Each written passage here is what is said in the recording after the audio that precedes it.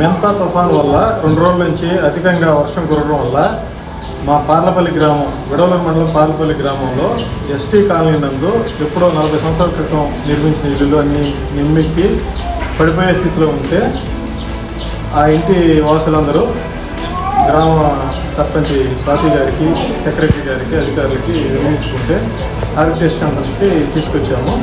వాళ్ళందరికీ 3 పూట్ల భోజనము వాళ్ళకి సౌకర్యం కల్పించి ఇక్కడ ఉంచడం జరిగింది.